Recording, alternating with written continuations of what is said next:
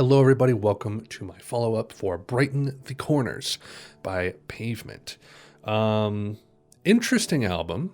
Not one of my favorites of theirs per se, but it does have some of my favorite Pavement songs on it, which is definitely the case with some of the last, like the last two to three albums in their catalog. The albums get a little more kind of inconsistent to me, but some of the tracks I do like are like in my top 5 or 10 Pavement tracks. So going track by track here.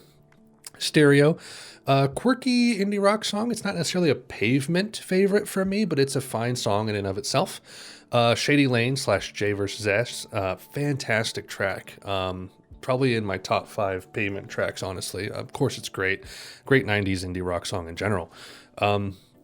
Transport is arranged. Now, this is where we start to get into like some kind of like middle lull for some odd reason.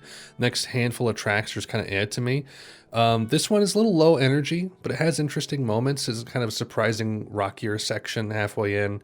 Date with IKEA, acceptable power pop song. I think that's a Canberg track. Old to Begin and Type Slowly.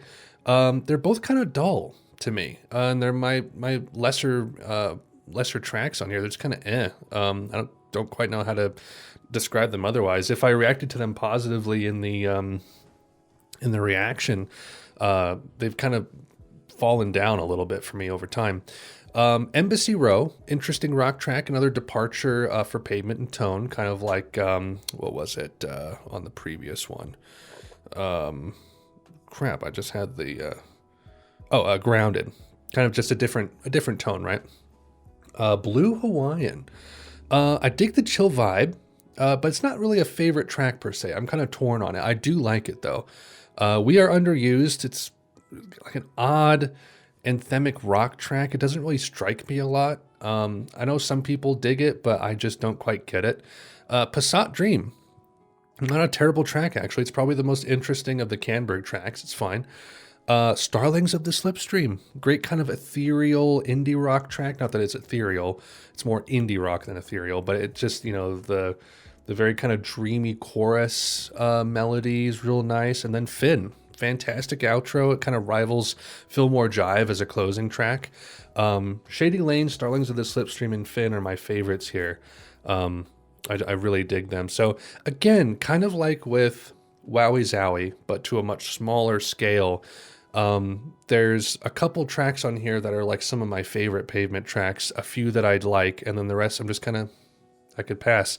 But with this one, I feel like Old to Begin, Type Slowly, Transport is arranged to a degree, Date with IKEA, We Are Underused.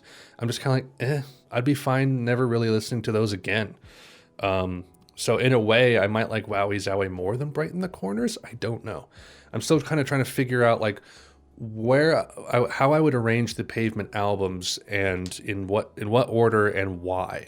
Because it's like Pavement offers a lot of different things as far as like music goes, music tone, vibe, style. It's not super crazy like Ween. That's just like, you'll get a country album 1 minute and then like a neo-psych album the next. But they do offer quite a variety of things.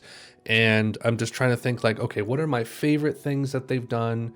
And like, what are the second kind of favorite things that they've done? And then kind of figure out the album ranking from there. But when I do my Terror Twilight follow-up, I will let you guys know how I stack the albums and why.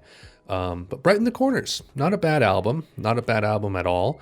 Definitely a little bit more mainstream basic for Pavement, but that's not necessarily a bad thing because they're definitely a very artistic band.